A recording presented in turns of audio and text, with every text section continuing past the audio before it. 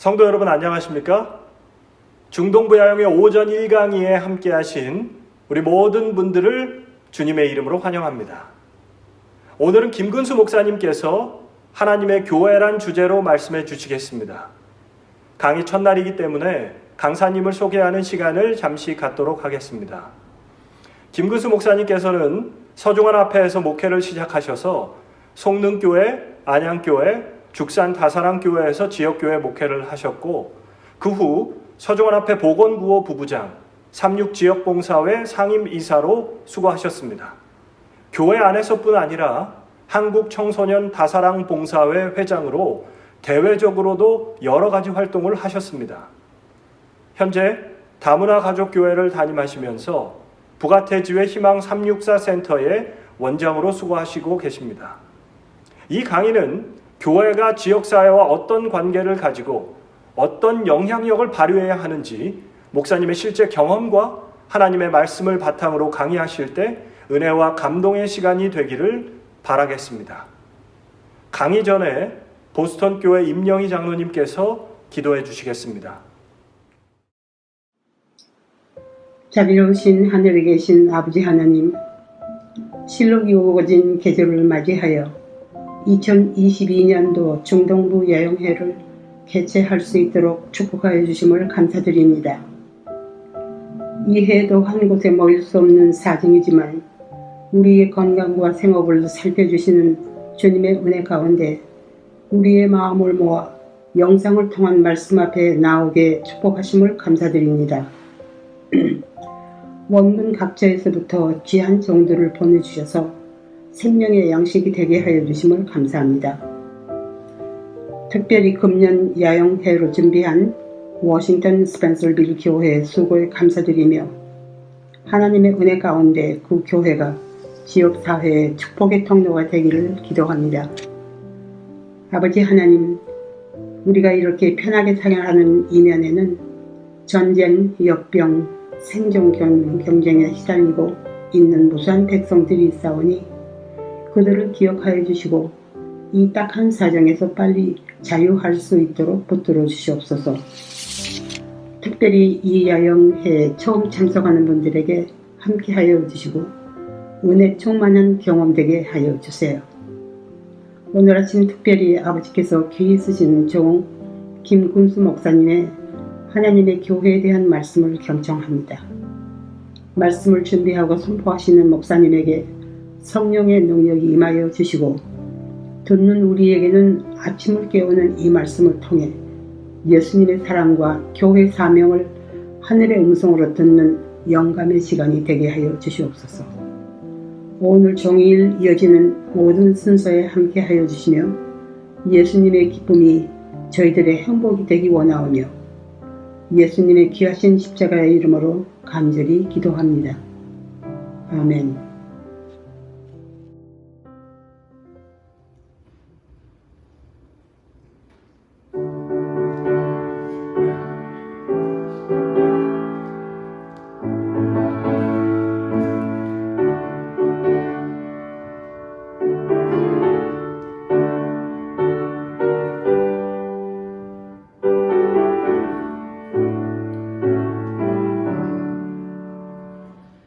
예수 안에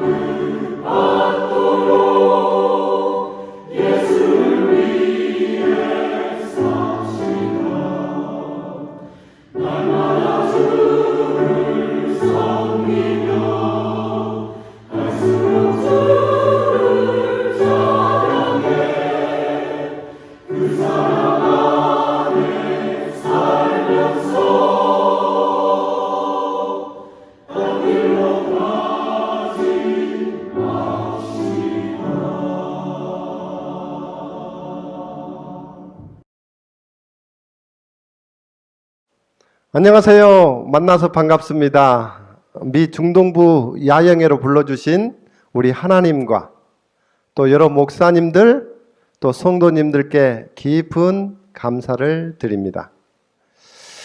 부족한 사람이 큰 집회에 부름을 받고 인간적인 마음으로 굉장히 고민을 많이 했습니다. 하지만 이 일 또한 하나님께서 불렀다고 확신하고 기도하는 마음으로 준비했습니다. 이번 집회에 하나님께서 함께 하시기를 간절히 기도하겠습니다. 오늘 첫 시간이기 때문에 저를 잠깐 소개하겠습니다. 저는 서중원 앞에 송릉교회 초대 사역자로 개척에 동참했습니다. 그리고 안양교회와 죽산 다사랑교회를 섬기다가 이 서중원 앞에 보건구호부를 섬기게 되었습니다. 그 후 2019년부터 6월 30일까지 이 부가태지의 산하기관인 다문화가족 행복나눔센터와 또 센터 내에 있는 교회를 같이 섬겼습니다. 올해 6월까지 운영되어 오던 이 다문화가족 행복나눔센터는 올해 7월부터 희망 365로 개명하여 운영되어지고 있습니다. 이 희망 365는 이중적인 의미를 가지고 있습니다. 이 대외적으로는 365일 희망을 주는 재단입니다. 그 다음에 교단 내적으로는 희망재단이 배 이름을 부를 때 승리호 또 세월호 하는 것처럼 희망재단은 365, 즉 이 36재단에서 운영하는 사업이다 라는 것을 알리는 의미가 있습니다. 그래서 희망 365는 현재 경기도 안산에 세워져 있습니다. 이곳에서 118개국 외국인들과 또 다문화 가정들을 위해서 근로자 쉼터, 또 한부모 가족 쉼터, 이주민들이 조기 적응할 수 있도록 법무부로부터 수탁을 받아서 교육을 하고 있습니다. 또 사회통합 프로그램 한국어 교육, 이것도 법무부에서 수탁을 받아서 운영하고 있습니다. 여기에서 운영하는 그 과정을 이수하게 되면 이 비자 연장, 영주권 취득, 국적 취득에 있어서 한국어 시험을 면제받는 아주 큰 인센티브가 있습니다. 그리고 또 상담 및 통번역 서비스를 하고 있습니다. 그 다음에 무료 진료, 무료 급식, 어린이집, 또 지역 아동센터, 또 중앙아시아 지역 사람들을 대상으로 학교 밖 청소년들을 위해서 국제학교 등을 운영하고 있습니다. 이렇게 다양한 방법으로 지역의 필요를 채우면서 선교하고 있는 곳이 바로 희망 365입니다. 특히 이 한국에 방문한 외국인들은 이 각 나라에서 어느 정도 교육 수준이 있는 분들입니다. 물론 각 나라에 방문해서 우리가 선교도 필요하지만 이 한국에 찾아온 많은 외국인들에게 선교하는 것은 우리 세계 선교를 굉장히 효과적으로 할 수 있는 방법 중에 하나입니다. 이 기관의 역할이 굉장히 중요한 것입니다. 여기에서 이루어지는 다양한 사업에 여러분들의 깊은 관심과 기도를 부탁드리겠습니다. 오늘 말씀 시작 전에 한 주 동안 우리 주제를 간단히 소개하겠습니다. 이 첫째 날은 하나님의 교회, 우리 같이 살펴보고요. 그 다음에 둘째 날은 하나님이 세상에 남긴 교회, 또 셋째 날은 살아있는 성령의 교회, 넷째 날은 서로 섬기며 봉사하는 교회로, 그 다음에 마지막 다섯 번째 날은 하나님이 역사하는 교회로 마무리하려고 합니다. 오늘은 그 첫째 날로 우리 하나님의 교회라는 제목으로 같이 말씀을 나누겠습니다. 이 하나님의 교회는 이 하나님의 부르심을 받은 사람들이 주의 사명을 감당하기 위해서 모인 공동체입니다. 그런데 이 공동체가 이번 코로나로 인해 하나님의 부르심과 또 사명 실천에 많은 변화를 주고 있는 것입니다. 이번 집회도 대면에서 해야 되는 건데 이 비대면으로 인사를 드리는 것도 그 변화의 원인 중에 하나라고 볼 수 있는 것입니다.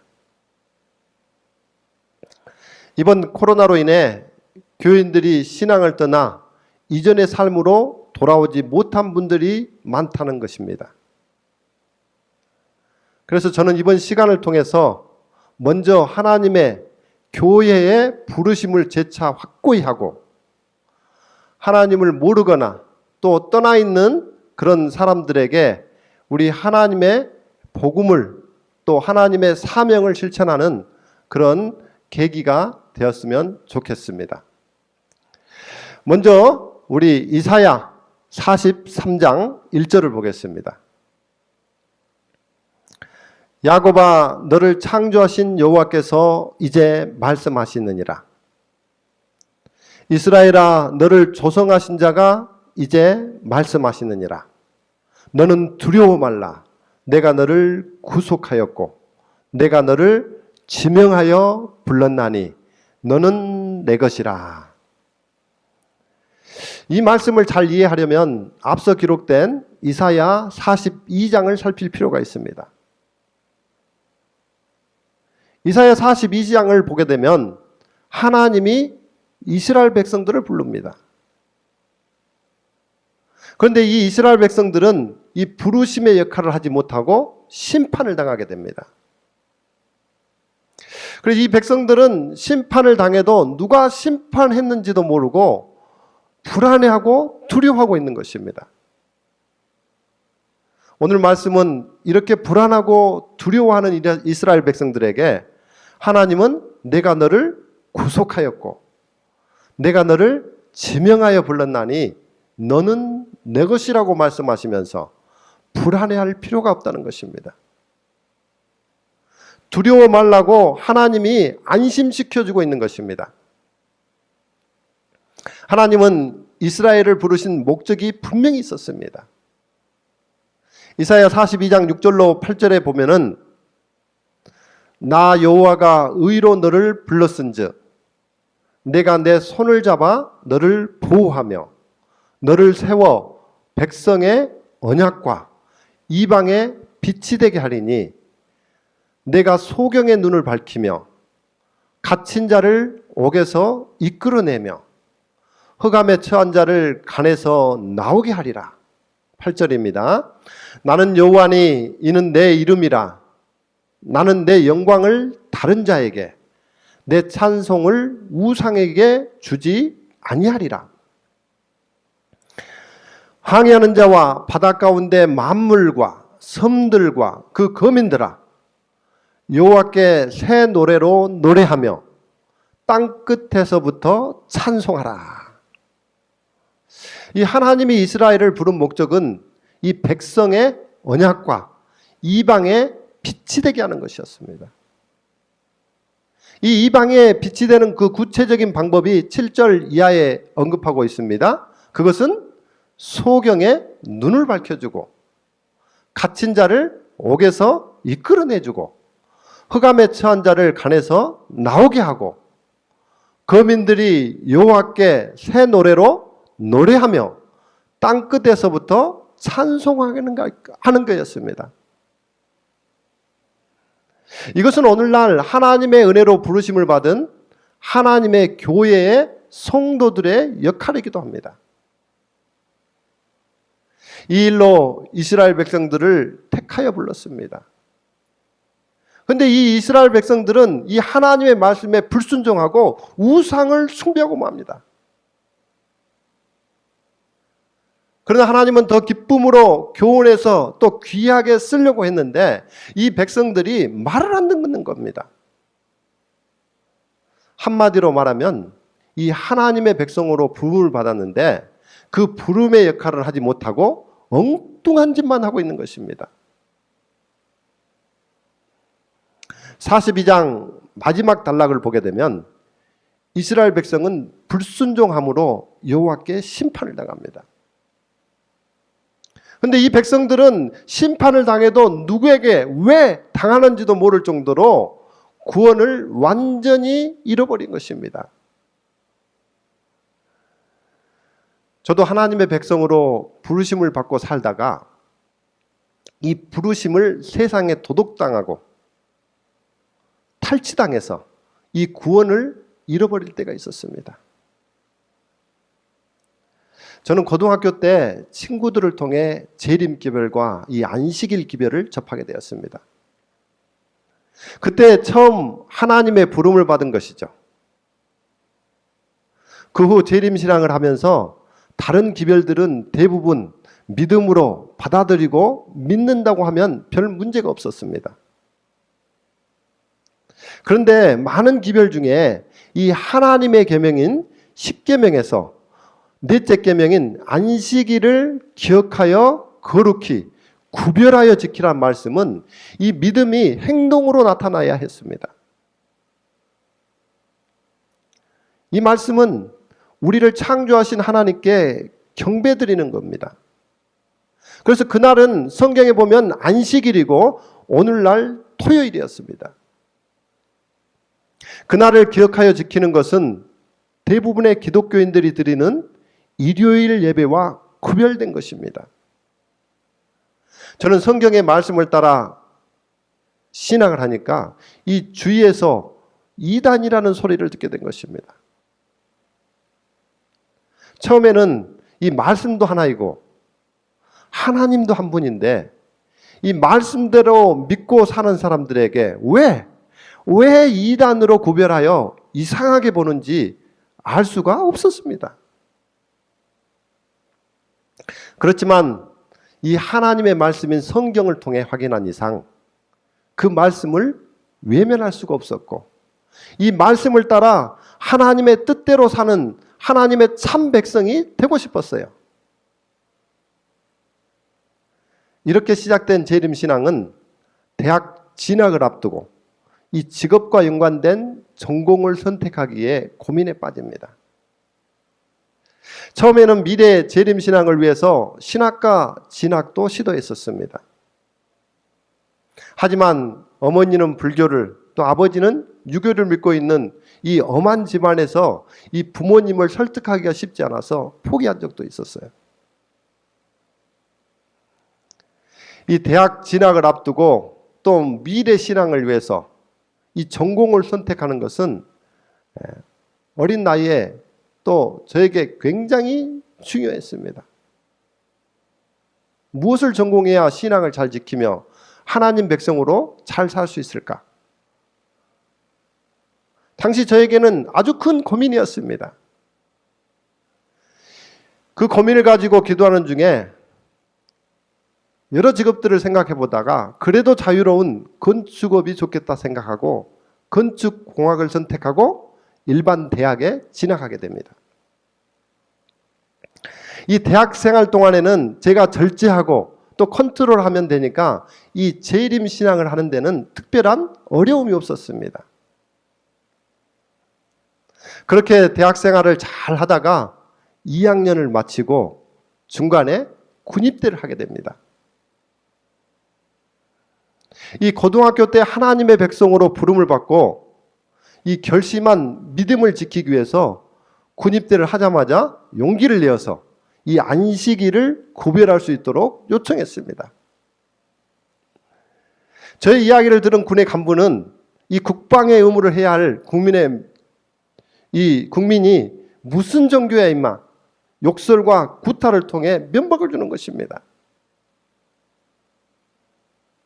이 군이라는 특수한 집단에서 이 하나님의 말씀을 따라 안식일을 구별하여 지키며 또 하나님의 백성으로 살아간다는 것이 쉽지 않았습니다.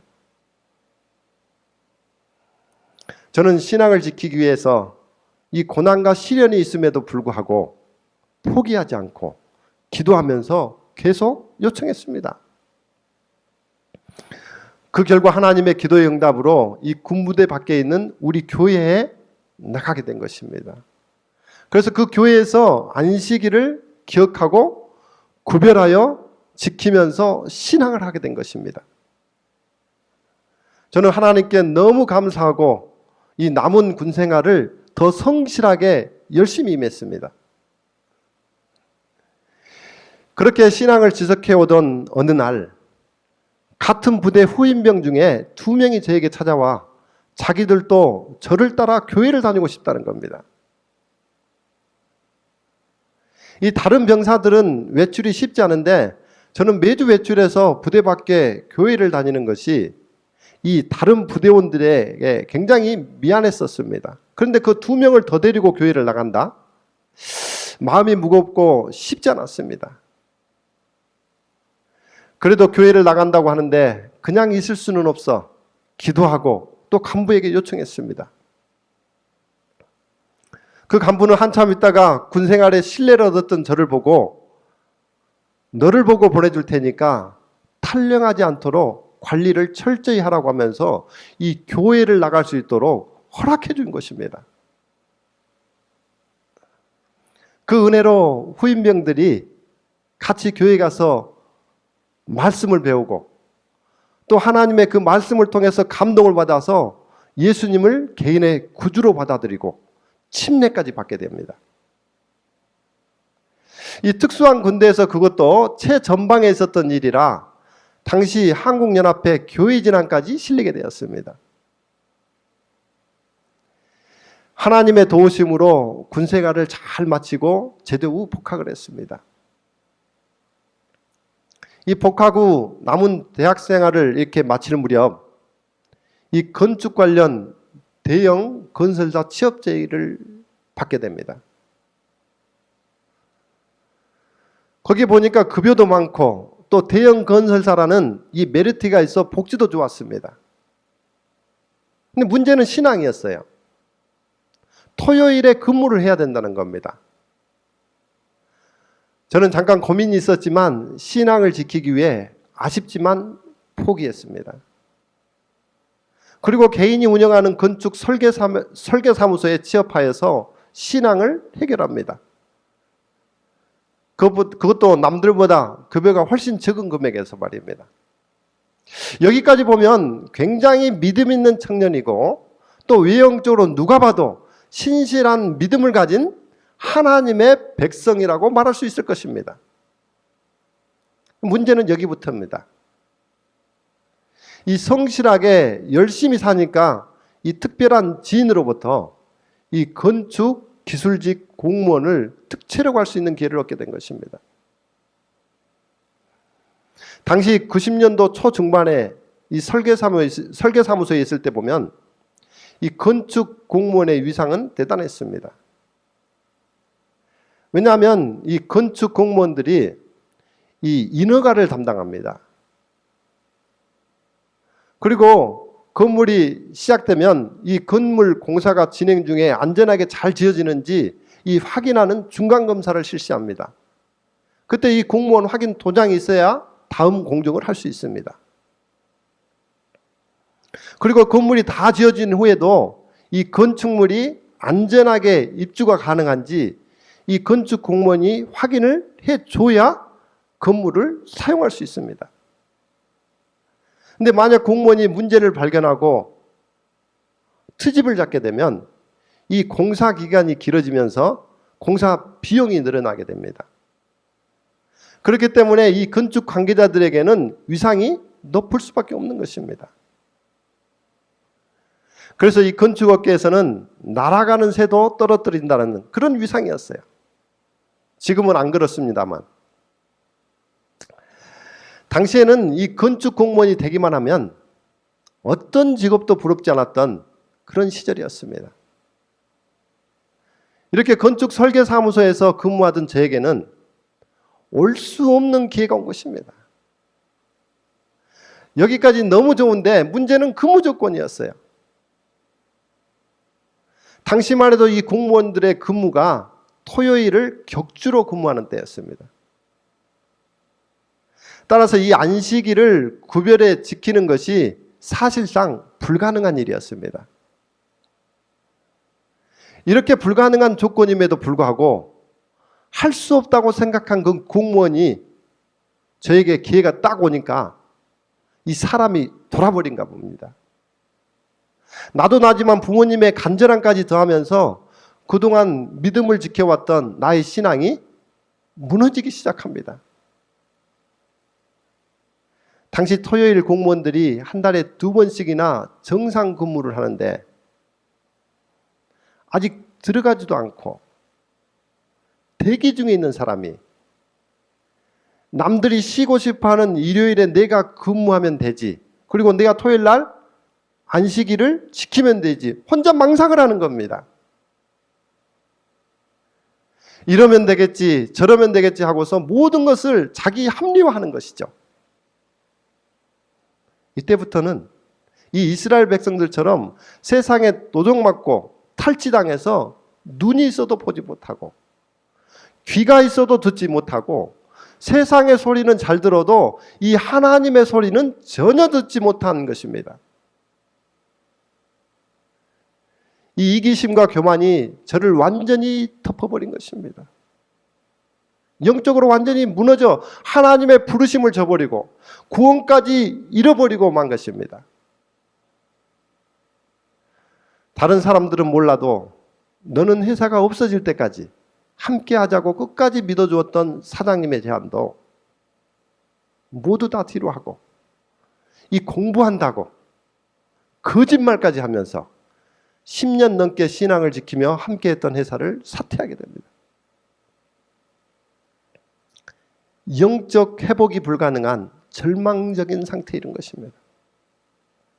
마치 이스라엘 백성이 하나님의 부름을 받았음에도 불구하고 이 하나님의 율법을 거역하고 심판을 당해도 이유를 깨닫지 못하고 하나님의 음성을 듣지 못한 상태, 그 절망적인 상태가 바로 저의 상태가 되어버린 것입니다.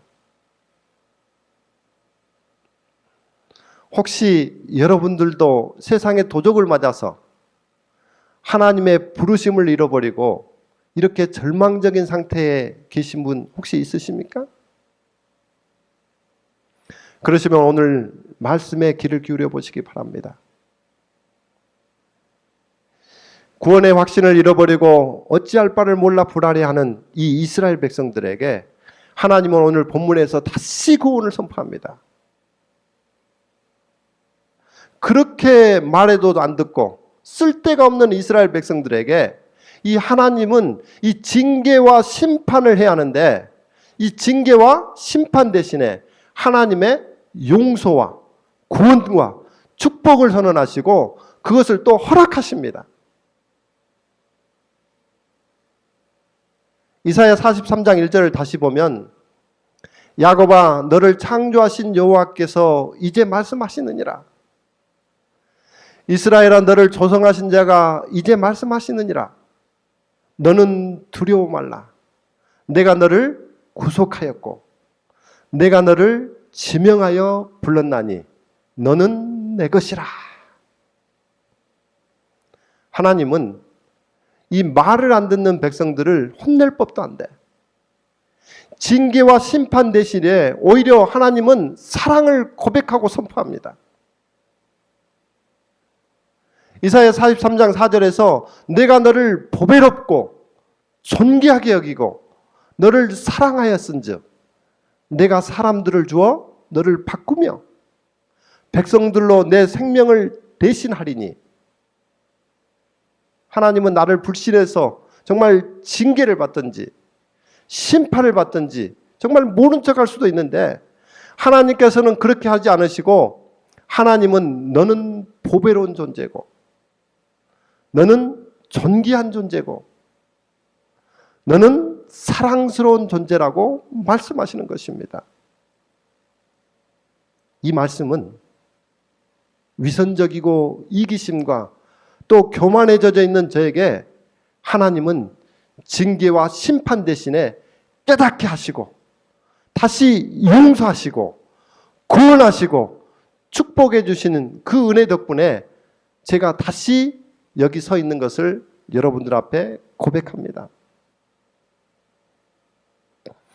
하나님은 다시 용서해 주시고 이 구원해 준단 말이 혹시라도 불안해할까 봐 하나님은 두려워하는 이스라엘 백성들에게 또다시 구원을 확인시켜 줍니다. 우리 43장 1절을 다시 보면 하나님께서 자기 자신을 아버지라고 소개하시면서 너희 아버지가 어떤 분인지 확인시켜 줍니다. 나는 너를 만들었고 이스라엘을 조성하였고 사랑으로 길러준 아버지가 나라고 말합니다. 그러니까 걱정 말라는 겁니다. 여러분, 아버지는 아버지인데 그것도 능력 없는 아버지가 아니라 능력 있는 아버지가 있습니다. 정말 세상의 모든 것을 해결할 수 있는 아버지가 딱 뒤에 버티고 있을 때 자녀는 불안한 게 없는 것입니다. 안심하게 됩니다. 나는 야곱을 창조한 하나님이고 네가 못나고 부족하고 엉뚱한 짓을 해뒀어도 나는 야곱을 이스라엘로 바꾸어서 구원을 베풀어 축복을 해준 그 하나님이 바로 나다라고 확신시켜주는 것입니다. 본래 야곱은 발꿈치를 잡는 자, 또 속이는 자, 찬탈하는 자라는 의미를 가지고 있습니다. 그러나 이스라엘은 야곱이 형과 삼촌을 이기고 또 하나님과 싸워 이긴 자처럼 단순하게 생각할 수도 있지만 하나님은 분명하게 야곱을 이스라엘로 살라고 말씀하셨습니다. 이 이스라엘은 하나님이 주도하신다는 의미를 가지고 있습니다. 이 피카소의 황소머리라는 작품이 있습니다. 이 작품은 값으로 환산하기 어려울 정도의 가치를 지니고 있습니다. 왜냐하면 이 피카소의 예술성과 독창성을 가장 잘 드러낸 것으로 평가받고 있기 때문입니다. 그러나 이 작품의 재료는 이 쓰레기장에서 주워온 낡은 자전거였습니다. 피카소는 작품을 완성한 후에 만족한 표정으로 이렇게 말합니다. 쓰레기라 해도 위대한 예술품의 재료가 될 수 있다. 이 버려진 자전거가 이 피카소에 의해서 위대한 예술품으로 다시 태어난 것입니다. 이렇듯 하찮은 존재일지라도 누구의 손에 닿느냐, 누가 주도하고 이끄시냐에 따라서 전혀 다른 모습으로 변하게 되는 것입니다. 사람도 마찬가지입니다. 이 버려진 자전거가 피카소에 의해서 위대한 예술품이 되었듯이 우리도 하나님의 주도하심으로 야곱에서 이스라엘로 살 수 있다는 겁니다. 아멘 아닙니까? 야곱은 속이는 자, 찬탈하는 자에서 이스라엘 하나님이 주도하시는 사람으로 힘있게 변화시켜주고 능력있게 만들어준 분이 바로 나 여호와 하나님이라고 말씀하신 것입니다. 이것은 여러분들이 현재 하나님에 대한 믿음이 뜨뜻 미지근해져 있거나 내가 크리스찬으로 시리에 빠져 헤매고 있거나 경제적인 이유 때문에 병마로 씨름하고 있거나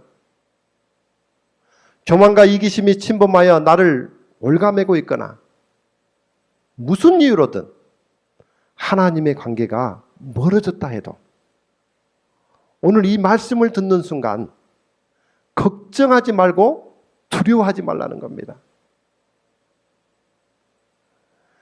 구원의 희망이 없고 네가 정말 시리에 빠져 있다 할지라도 내가 네 하나님이고 내가 너의 아버지인데 너를 구원할 것이니 염려할 필요가 없다는 것입니다.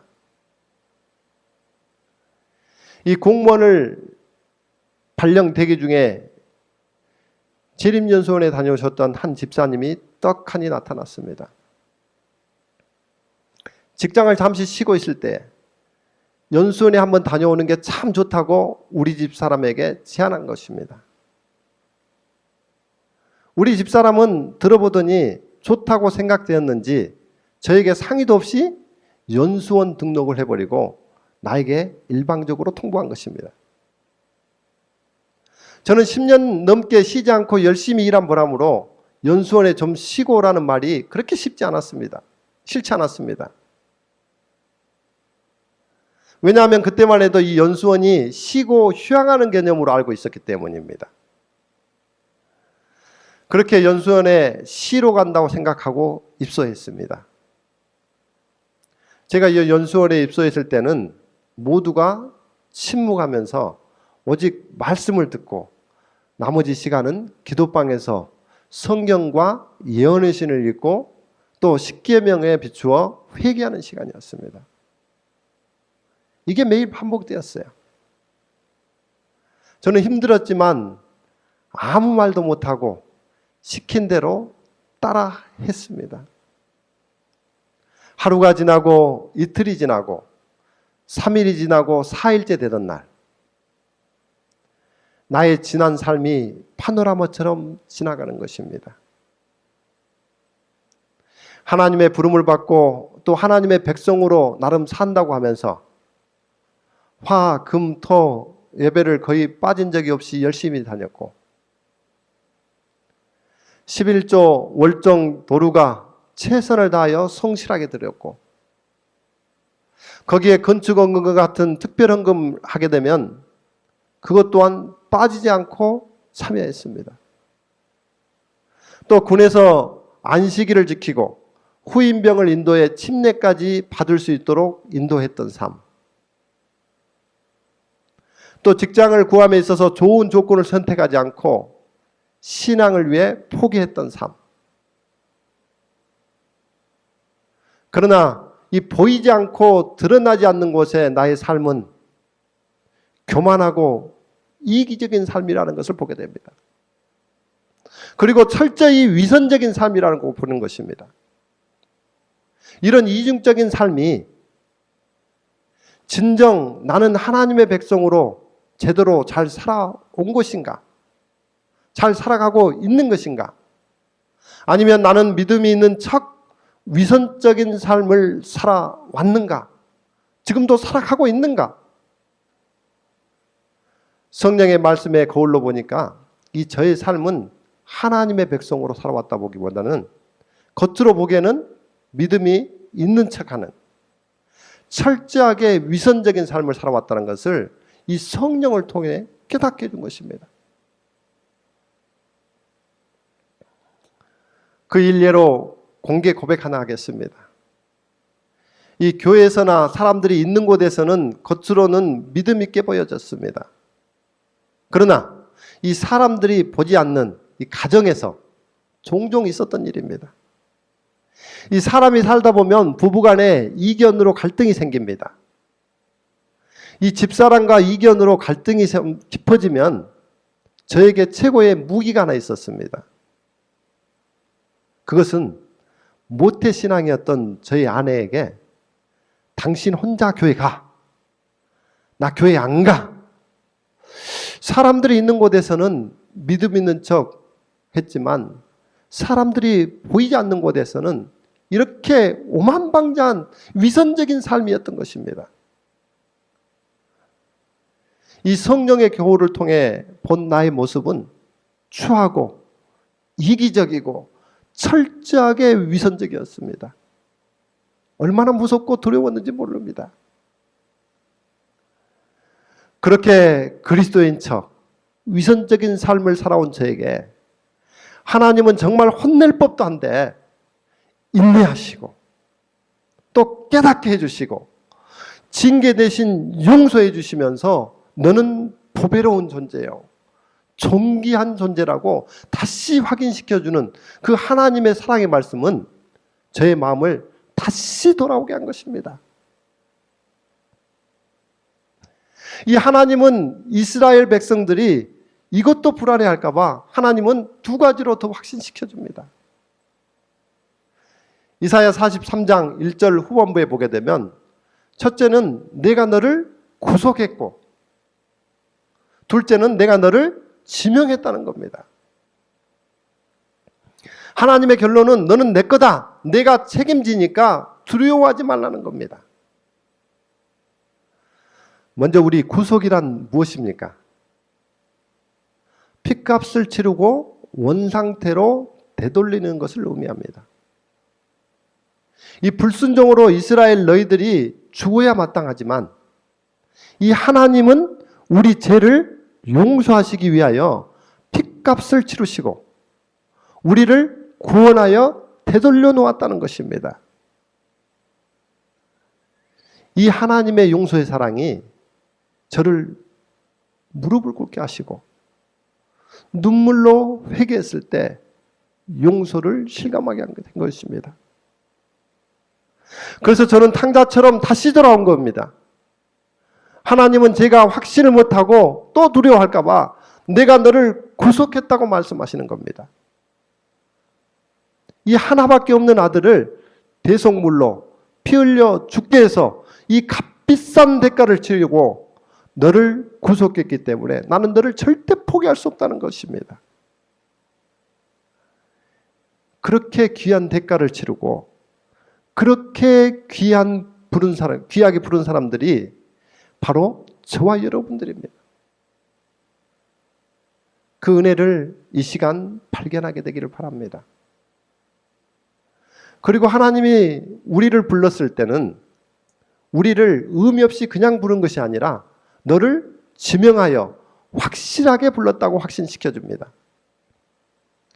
저와 여러분들을 부를 때는 하나님이 실수로 우연히 부르신 것이 아닙니다. 특히 세미나에 초청에 가보면 자리도 없고 인원도 체크하지 않을 때가 많습니다. 그래서 불렀는지 안 불렀는지 안중에도 없이 도매금으로 좌지우지 당할 때가 있습니다. 그러나 하나님이 나를 부르실 때에는 내 이름 석자를 정확히 불렀다는 겁니다. 그게 바로 내가 너를 지명하여 부른 것입니다. 지명 차출한 겁니다. 이번 대총회 때 부족하지만 부가태지의 행정위원으로 지명하여 참석을 했습니다. 이 집회장의 등록처에 가보니까 이 초총 신원을 확인하고 사진과 바코드가 찍힌 배지를 제공합니다. 그곳에는 대총회를 구경하기 위해서 여러 곳에서 방문한 분들이 많았습니다. 하지만 그들은 정식 초청으로 온 것이 아니기 때문에 등록처에 명단이 없고 배지를 받고 싶어도 받지 못합니다. 이 배지가 없는 분들은 집회장이나 식당 출입을 관계자들이 통제했습니다. 물론 영역에서 안전과 식비 계산 때문에 그렇겠지만 이 반대로 지명에 불렀던 사람들은 이 배지를 나눠주고 그 배지를 소유한 사람들은 이 모든 행사에 자유롭게 참여하게 되고 또 식사비도 지급하지 않고 먹게 되었습니다. 그것은 대총에서 지명하여 부른 초청자들을 위해서 이미 대가를 지불했기 때문입니다. 이 분명한 것은 이 대총에서 내 이름 석자를 지명하여 불러 이것이 당신 위치다 하고 확실하게 불렀다는 겁니다. 그리고 저는 정식 초청자로서 해야 할 일과 또 누릴 것을 누리고 온 것입니다. 이처럼 우리가 못나고 부족하다 할지라도 이 하나님이 우리를 구원해서 부르실 때는 값비싼 대가를 치르고 너의 이름 석자를 또박또박 불러 하나님의 교회에 내 자리까지 만들어서 너는 내 것이다 라고 부르신 것입니다. 여기서 너는 내 것이라는 말은 내 소유라는 뜻입니다. 너는 내 소유라는 말은 내가 너를 모든 죄에서 또 사망 권세에서 건지시고 마지막 심판날까지 내가 너를 책임지겠다는 것입니다. 하나님은 무책임한 분이 아닙니다. 우리는 사람들을 불러놓고 책임을 지지 않습니다. 사람들은 결혼하고도 책임을 지지 않습니다. 심지어 애 낳고도 책임을 지지 않더라고요. 사람들은 자꾸 책임을 지지 않는 겁니다. 그러나 하나님은 그렇지 않습니다. 너는 내 것이다 라는 말은 너는 내가 책임지겠다는 것입니다. 이 하나님의 구원의 결론은 내가 불렀으니 내가 너를 책임지겠다는 것입니다. 그래서 하나님의 교회는 하나님이 책임질 사람들을 부르는 것입니다. 그래서 우리는 하나님의 부르심을 혼돈만 하면 안 돼요. 그 부르심을 의심하면 안 되는 것입니다. 저와 여러분들이 하나님의 부르심을 받아 또 교회에 소속되어 있는 것은 결코 실수로 와 있는 게 아니라는 것이죠. 하나님의 부름에는 결코 우연이 없습니다. 사랑하는 성도 여러분, 하나님의 부르심을 확신하게 되기를 간절히 바랍니다. 그리고 그 부르심의 사명을 감당하는 저와 여러분들이 되시기를 바라면서 말씀을 마치겠습니다. 하늘에 계신 아버지 하나님, 세상 끝날에 사는 영적 백성들인 우리들에게 이스라엘을 통해 경고와 또 사랑의 교훈을 들을 수 있도록 미 중동부 야행회로 인도해 주시니 진심으로 감사합니다. 이스라엘을 하나님의 백성으로 택하여 불렀지만 불순종으로 이 부르심의 역할을 하지 못하고 두려워하고 있는 백성들에게 하나님은 징계와 심판 대신에 오히려 보배롭고 존귀한 존재로 사랑을 선포하시고 다시 지명하여 불러주셨습니다. 그것도 백성들이 의심할까봐 너는 내 것이다, 내가 끝까지 책임지겠다고 하나님의 끝없는 사랑의 부르심을 또한 확인시켜 주셔서 감사합니다. 오늘날 똑같은 처지에 있는 영적 백성들인 우리들에게도 하나님의 사랑의 부르심을 재차 확인할 수 있는 믿음을 주시고 하나님의 교회의 부르심을 절대로 혼돈하거나 의심하지 않도록 함께하여 주시옵소서. 그리고 그 부르심의 사명을 하나님의 교회에서, 가정에서, 직장에서, 사회에서 감당할 수 있도록 축복하여 주시옵소서. 한 주 동안 진행되는 미 중동부 야행에 우리 하나님이 역사하셔서 성령 충만한 집회가 이어질 수 있도록 축복하여 주시옵기를 우리 예수님의 이름으로 간절히 기도합니다.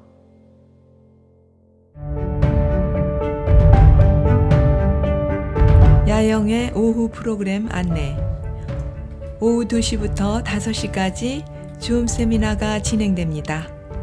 1교시는 조앤나 김 선교사의 하나님의 처방, 환난의 때를 대비한 15가지 약초라는 주제로 천연치료 강의가, 송주섭 강사의 퇴직, 조기 은퇴, 장애인 연금에 대한 사회복지 세미나가, 세 번째로 변정희 원장의 천생연분, 평생 원수라는 주제의 부부 세미나가 준비되어 있습니다. 2교시는 3시 30분부터 진행됩니다. 글로리아 배 팀장의 양념에 관한 지식과 채식의 기본인 샐러드 종류에 대한 건강요리, 삼육대 임봉순 교수의 주님과 함께라는 찬양을 배우는 은혜로운 찬양 나눔의 시간이 진행됩니다.